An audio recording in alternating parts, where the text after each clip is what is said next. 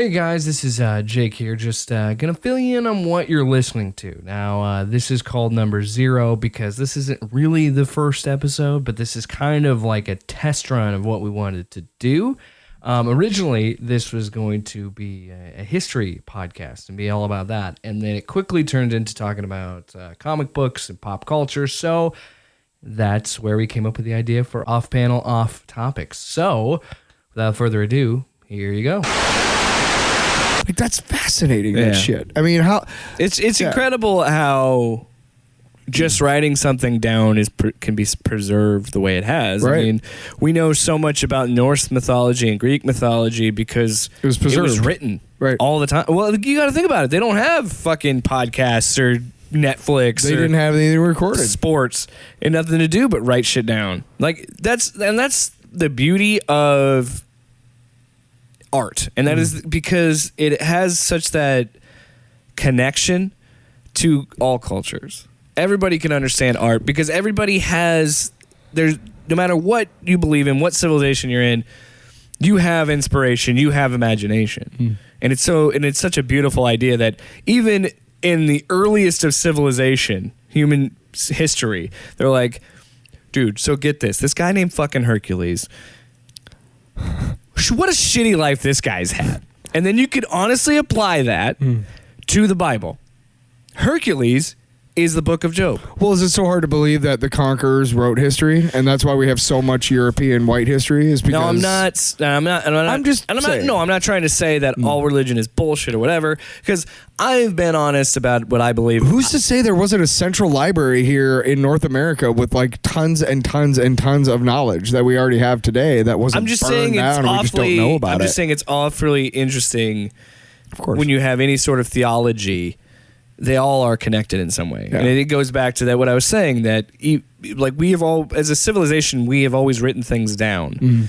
Now, you know, and that's the only way we can know about history, which is frustrating. Unless you can dig, but then even if you go into archaeology, like with the Dragon Man discovery, it's still a thing of like, that's still just guessing. You don't really totally know when he was alive. Have you noticed how many more dinosaur species have like popped up since you were a kid? Well, how about the revelation? It's because they keep realizing that they fucked up first. Well, how about the revelation a few years ago that they found out that it's feathers, not scales? Right. They're more like birds instead of lizards. Did you know that we're closer in history to T-Rex than T-Rex is to Stegosaurus? That's insane. And humans don't think in terms of like that, those large chunks of time. But like, think about like this, like the caves in France, right? Where they have like art from prehistoric man or whatever. Yeah. Now, a lot of people are like, well, that's just the way they told stories. Who the fuck says it wasn't some dude hungover because he's the first person ever to get drunk on something? And he was just like, fuck, man, what the... Who's to say it wasn't just some dude and we only know about it because it somehow got preserved? That's the funny thing, too, is a lot of this shit wasn't necessarily designed to stand the test of time, but we know about it because, you know, the conditions were right. The bog people in Northern Ireland and Northern UK, these people are perfectly preserved, and it was during the time of Druids they were human sacrifices, but because of the conditions inside the bog, these fucking perfect conditions, they preserve these bodies. That's the only reason we know about them. That's I mean, whether you're religious or not, man, something's guiding it. You know what I mean? Well, and that's what's always surprised me about why people are not interested in history and how civilization started recording things and the fact that you have the Greek, like I was saying, the Norse myths, the Greek myths, and then you jump into American culture, they're tall tales. Yeah. Paul Bunyan and fucking... And who's to say those weren't ripped off from Native Americans? What was the one with the fucking tornado? Johnny Appleseed. The tornado. I don't remember. But John Henry. Yeah, John Henry, the Hammerman, who was supposed to make an appearance in What If? Ooh, that's gonna be a fucking awesome show. But no, it's you just look at that and just think that's so fucking cool and so interesting. Because I don't doubt that the people that started writing tall tales actually knew history and read about Greek mythology and Roman mythology and I'm not disagreeing with that. I think they did. and they put their own interpretation on it. I think if And that's what history can do, and that's why history is so interesting, because you can communicate across generations, you can communicate across cultures. Yeah. Well, that's why you need to watch Tenet so we can talk about this. I don't want to fucking watch that. Is it history related? Then don't talk but about what it. you're talking.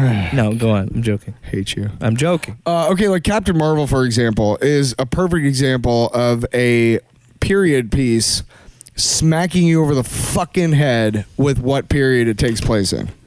Right? Look, she's landed in a blockbuster. Those aren't around anymore. That's so 90s. Oh, the Captain Look at the Marvel 9 Inch thing? Nails shirt. That's so 90. You know, like what you got to understand as human beings, whatever age you are. If Wonder you're Woman listening- 84 does that too. Yes. The fucking those goddamn X-Men movies. Oh God. Oh, the stupid fucking Bryan the Singer, First dude. Class timeline. The First Class was good. Days No, of but Future I'm saying Past that's is good. that's the But yeah, let's the do McAvoy. it. Let's do it 10 Fassbender. years. Let's jump 10 years every. Real quick, I heard you. I saw your post about this, and I totally agree. Fassbender is way too fucking good in those X-Men movies.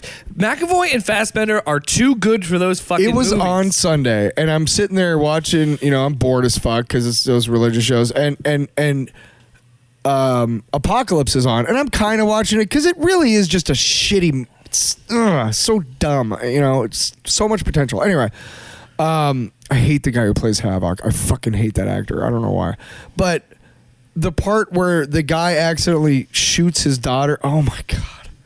Oh yeah, and he's crying. I had to turn on the cue because I wanted to hear him act it out because you like can he see cries it. and he says, "My babies." Like, come on, Oh. come on. It's fucking acting right there, man. He acted. Is this what you want from me? That's what I'm saying. Is like that's how good McAvoy and Fassbender are. They did their fucking damnedest to lift that material. Like there's so much heavy lifting on their part. And Oh yeah, dude. Bryan Singer. only with the Fuck the Apocalypse movie, and I said there's no fucking way in hell I'm watching Dark Phoenix, and I refuse to watch that shit heap of a movie. I did. I forgot about that. I did. That's what I'm saying. But I'm complete. That's why I'm glad. You know what- That's you know why what's I'm good? glad we're getting off topic. But Sure. that's why. This is our history / entertainment / comic book. Well, it's history uncensored, Podcast. so it's all of the history. Yeah. You know, New which Mutants is actually really I don't good, know actually. if that's the name of the title. By the way. if that title's available, so I'm gonna have to beep that up. New Mutants is really good. It's okay. Did you watch it? It's serviceable. It would have agree. have served better if it was an R-rated movie. Yes, and I just for my money, It just leaned into the horror. You can't get a better actress to play Ilyana Rasputin than Anya Taylor-Joy. Well, here's my problem. She's got that weird face Here's my with the problem. bangs. They have a director that made a horror movie that doesn't like horror movies. And he says he does, or he said he like did research by watching these horror movies or whatever. I'm just saying that the movie doesn't lean into the horror enough, I feel like. Or if it did, but it just didn't sell me on it. Multiverse of Madness is gonna. I'm just saying it didn't sell me on the scariness of it. It Sam didn't Raimi. scare me at any point. You know what it made me do? It made me come in my pants. Whoa! Good thing this isn't going out over the air. Ever. No, and that's kind of why I wanted to talk about this, because history is a fascinating. Because honestly, if you didn't like history in school, it's because you just didn't like the stories. Because that's all history is stories. But yeah, and getting back to the point I was gonna make before I totally steered us all to movies, I don't go out of the door. I'm not gonna walk out of the door here and be immediately smacked with the fact that it's the 2020s. You know what I mean? Like while I'm in like my daily work, my daily business, I'm not constantly bombarded by guess what era you live in. Yeah. Yep, you do. Yep. The 90s were never like The that. early The aughts. 90s were fucking never like that. Now, yes, they do get a lot of stuff right, but all they're really doing is buying shit that was made or existed in the 90s and shoving it into a fucking movie. Yeah, I know. And that's the thing, is I think when you don't, and I know Wonder Woman 1984 tries to do this, but it does do the same thing. It's that better Captain than some. But it does the same thing that Right. Captain Marvel does, where it's like you can set a movie in those time periods. Yeah. But it just feels like, why are we in this era? Why are we doing a movie in 1984 when she says when she says in the first Justice League, I turned my back on humanity 100 years ago. Yeah.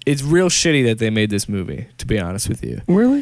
Because this movie should have come out 5 years ago. And that's not because of COVID.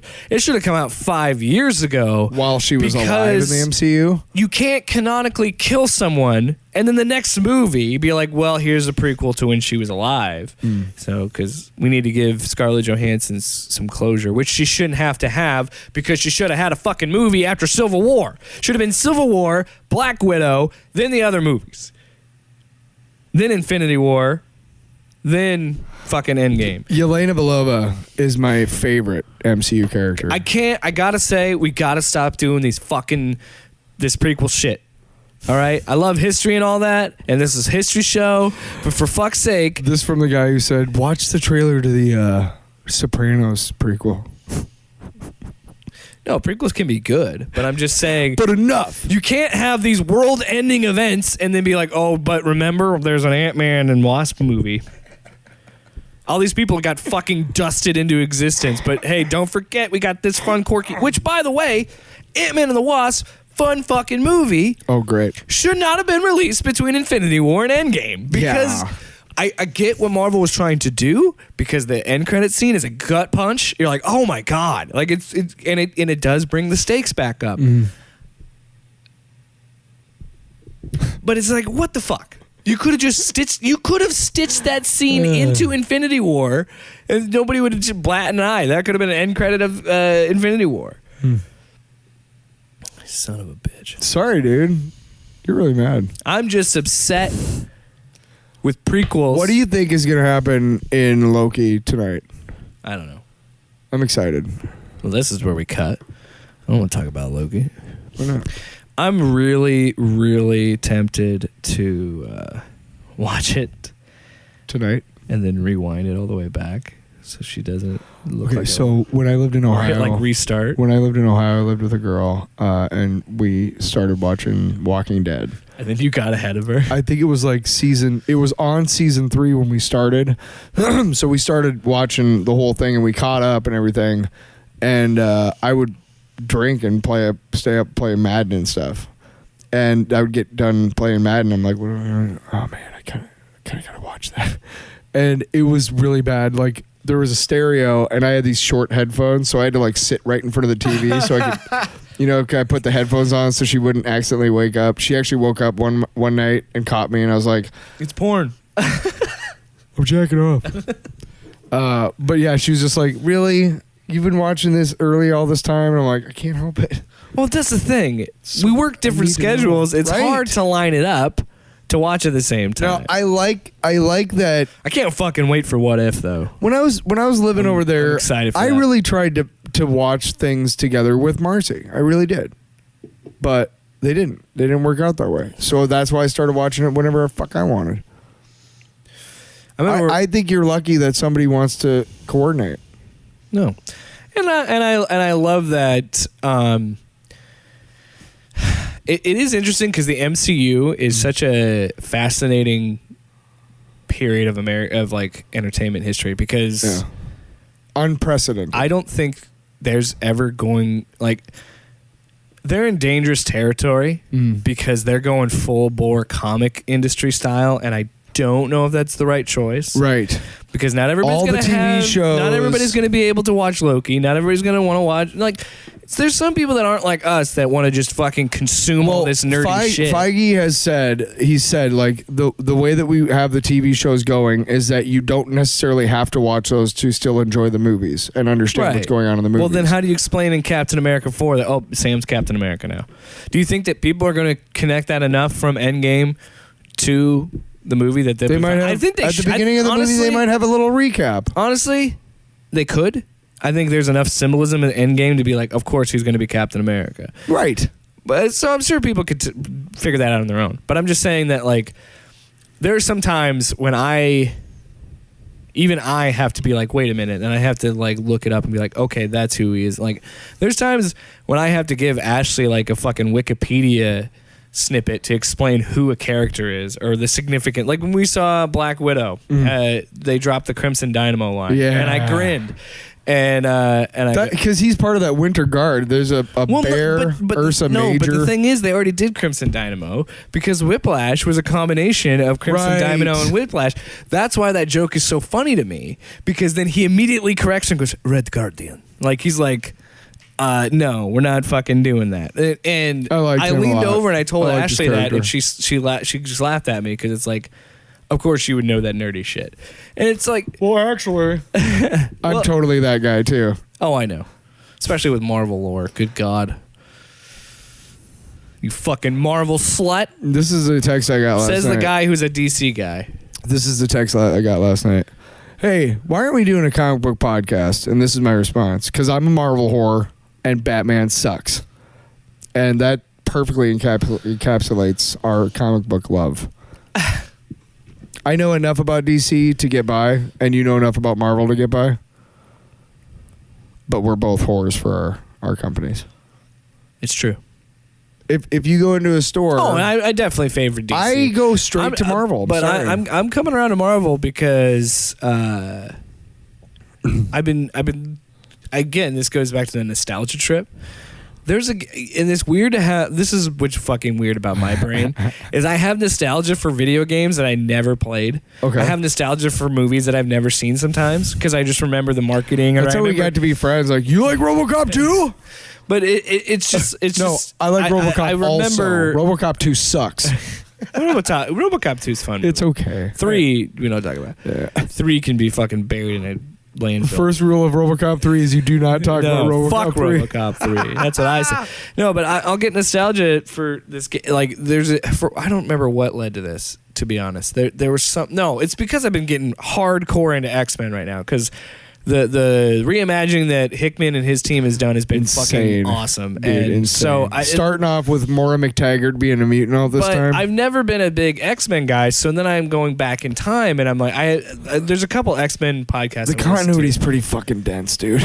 No, but that's not what I'm saying. I want to say that I want to consume media from a certain time, a certain era, like things that are self-contained. Like, I've been buying a lot of the X-Men books. Like, I've been listening to the Marvel Wolverine podcast. Mm-hmm. That's a scripted podcast, a radio drama type thing, and they're fucking good. Like, the production value is so great, and it really is something like if you're driving in your car, like you'll just be so engrossed in it. And if you put headphones in, it's even better because they designed it to make it sound like you're in the room. Mm-hmm. And I've been doing that, and then I've been reading like what they're doing with Hickman stuff. So then I was like, what about that? What about that one game that existed? And I was like, oh yeah, X-Men Legends. And this was a game that you had 15 playable X-Men. And it was just a game where you'd squad up with 3 other players. Like, you could play couch co-op, or you could just play by yourself and just have AI play as the other characters. Yeah. But you would go around fighting as like Wolverine and Cyclops. It was a video game. It was an arcade cabinet. No, it was a PS2 game. Oh. It was an RPG. So, like, you leveled up your characters, and, like, certain things would be like, Storm gets this special buff. I played Marvel Strike Force. Oh, yeah. I know. Which is... Well, did you play the X-Men arcade game? Oh, yeah, the cabinet with the big wide, and he had 4 different joysticks. Yeah. Oh, my God. They had a TMNT one, too. If I ever get rich, I'm having both of those and Crazy Taxi in my fucking game room. It takes that idea, but applies like an RPG to it. Okay. And it's more isometric instead of 2D. Isometric with your fucking 50-cent words. I got to do it to you. If you played video games, you know that's a fucking explanation of a camera view. But I got to give it to you. Ha-ha! But I remember playing it, and what'd you say? Are you so fuck it? Are we just making a pop culture podcast? Like, sure, what are we doing? What are we doing? So anyway, no. But I want to continue this thought. Why don't we just make a fucking comic book podcast? We've done enough comic book talking in this shit, and I'm gonna keep talking about comic books. You know what happens to a toad when it gets hit by lightning? Same thing as everything else. Shut up! Well, no, this game came out in 2004, so this was right after X2. This was the peak of the popularity of the X-Men at the time. Yeah. And this is a completely original story. They got fucking like Frank Welker to be Wolverine. Somehow they convinced Patrick Stewart to voice Xavier in this, which is fucking awesome. Patrick Stewart's the best. I like the voice they did for Magneto. It wasn't Ian McKellen, but anyway. Charles. Is that what they say? Is that what they say? Imagine that. I don't know why Magneto's Imagine when Jimmy he Stewart. dies, just be like, this motherfucker was Gandalf and Magneto.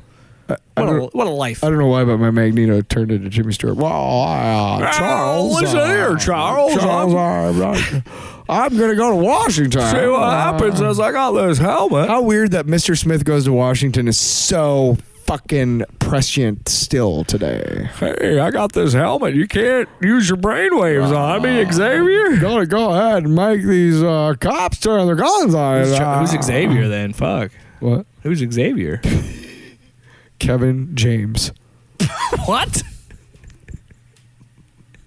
Hey, man, I'm fucking Fat Charles. Is that what you want? You want a fat Xavier? Might as well just I can't do it on the radio. Just put fucking Kingpin in a wheelchair. There's a story. That's a what if. Oh, what if? Actually, I had a what if. What if Kingpin is Xavier? I had a what if comic book, and it's one of the darkest ones I ever read. But it's what if Daredevil had actually killed Kingpin, and there was a original sin.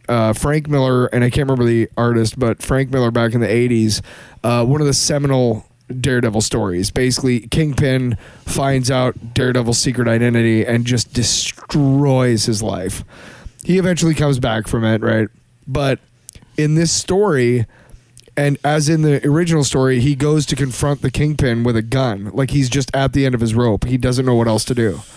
And in the storyline, Kingpin beats the shit out of him and then leaves him for dead. But in the what if thing, he actually somehow smuggles the gun all the way in and fucking shoots him in the face. Huh.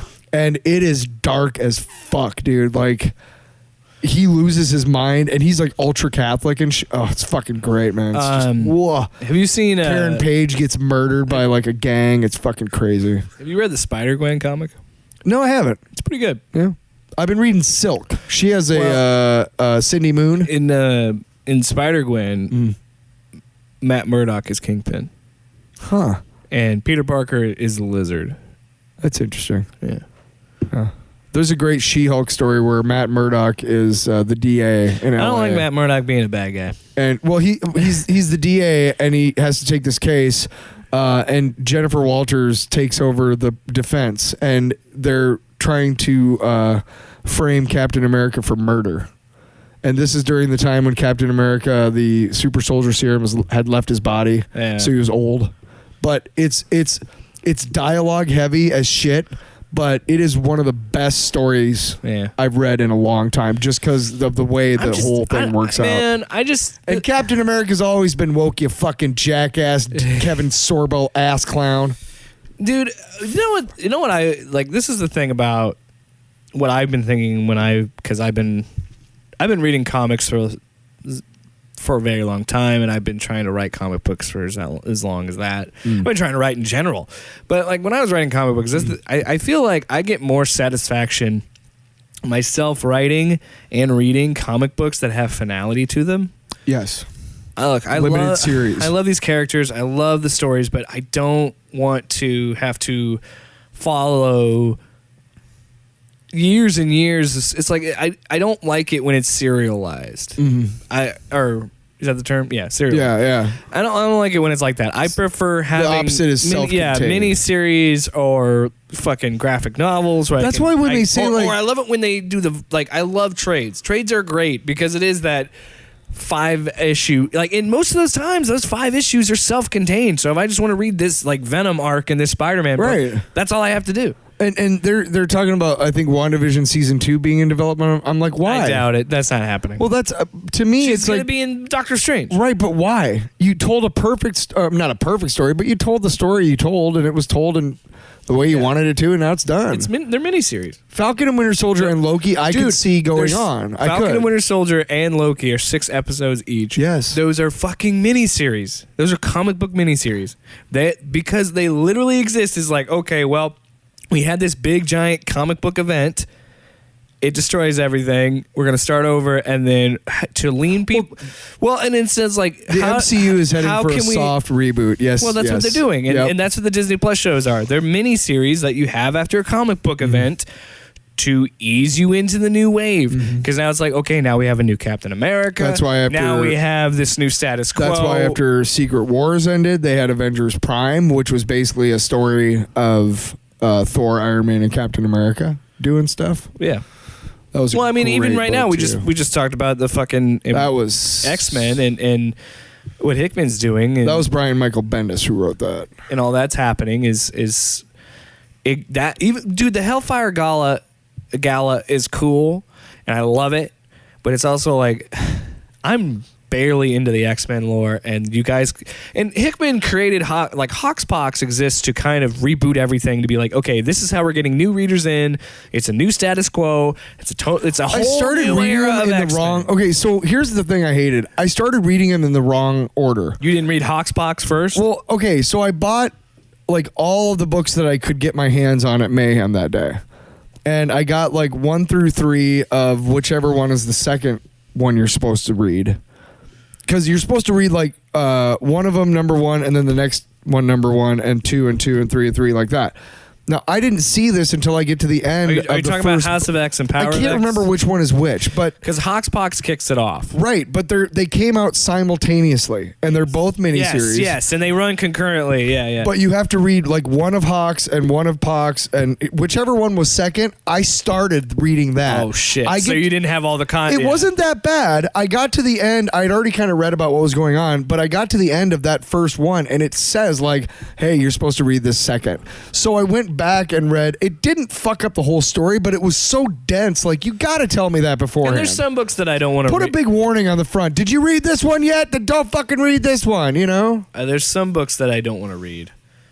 I don't care about X of Swords. I'm only reading Excalibur. I'm reading Way of X because it is an amazing book starring Nightcrawler about him trying to bring religion to Krakoa. It's fucking fascinating. I want to get my hands on Planet Size X-Men because that's fucking amazing. I have that. I'll let you borrow it. And then X Corp I started to read, but that's kind of boring. But that's it as far as the X-Men books. I don't collect the books I read every month. I read Immortal Hulk. I've been reading Avengers because I like it, and I think that's pretty much it. Everything else is like a miniseries. I've been reading the Black Knight miniseries and Let me explain this line of thinking because we got way the fuck off topic. But that's the beauty of this. Beta Ray Bill miniseries is awesome, by the way. This is conversational. This is what's fun about this. Shock my balls. The thing with HOXPOX, and this is what I'm saying, is like you go back to X-Men Legends. Yeah. Comes out in 2004, peak of X-Men popularity. And, it's in the zeitgeist. Everybody talks. To be honest with you, first movie doesn't hold up. Second movie's entertaining, and then it really falls off the wagon for a while. Yeah. Then sorts of gets back on track and then falls off again. But that is the history of Fox's X-Men. Hey, but it was an original story. It was something unique, and it was such a cool idea. And then they expanded on that. And did X-Men Legends 2, Age of Apocalypse, and they bring in a Rise of Apocalypse. It's based on the Age of Apocalypse storyline. And so they do that, and I'm thinking, this whole time I'm reading up on HOXPOX and this new Hickman era X-Men. I'm thinking to myself, I'm like, this would be so cool if they did like an X-Men Legends 3 in this universe. Yeah, Krakoa United or something. And have and have go to the thing where you have to like make a mission where you have to fucking make Mars habitable. Here's the Planet-Size X-Men, and then have events like the Hellfire Gala, and you talk to different guests at the gala. Like, do something like I think like this era of X-Men would be so cool to play as a video game because it has that regeneration story to it. Everybody is basically immortal, friendly with each other. Well, even like the villains. But what I'm saying is because of that they're immortal. Right. Because they just become regenerated and he just puts their conscience in their new body. Yeah. That's why Kurt's trying to bring religion to Krakoa because he's horrified by the kids. Yeah. Like he's on a mission with a bunch of them and one of them hasn't been killed and resurrected and the other ones are giving her shit for it. Yeah. So like they get done with the mission and she's like, "Oh, it didn't happen again." And like her friend's like, "I'll help you," and just like cuts her head off. And Kurt's just like, "What the fuck?" Yeah. What? And it's horror because he's like super Catholic. Yeah. And yeah, that's I'm just saying this is incredible because It is pretty horrifying too to see somebody cut their own friend's head off. I think it's so cool to see Marvel executing on their plan because they trusted Hickman and the team behind this. He told him before he jumped ship from DC. He told him, he's like, I want to do something. I want to do this with X-Men. I have a 5-year plan. And they were like, holy fuck, yes. Well, and the best part about that is it was perfect timing because Disney just got Fox, and then Disney was like, yeah, let's fucking push the X-Men again. Well, because they strategically yep. made them irrelevant in the comic books because Fox was being dicks.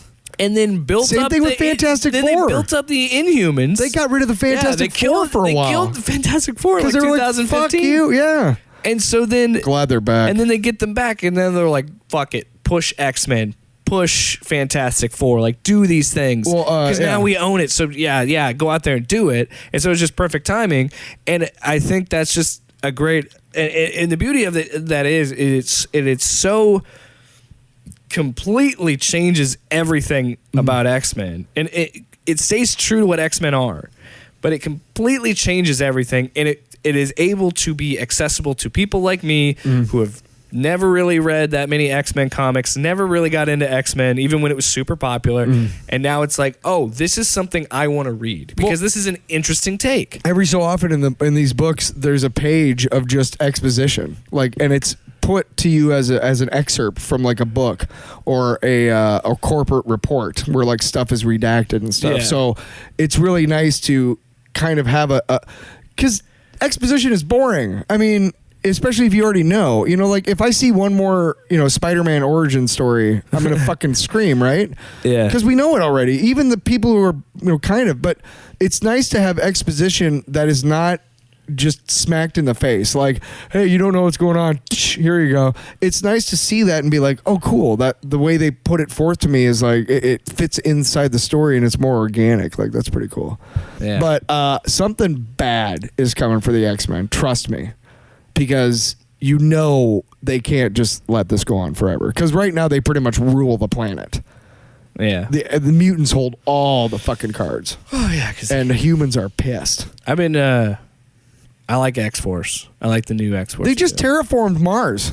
Fucking holy shit! You guys were that powerful. Boy, Magneto did it in like 6 days. Him and his team. He brought gigantic meteors composed of iron into Mars and sank them to make a liquid molten core so that they could have a fucking atmosphere. Yeah.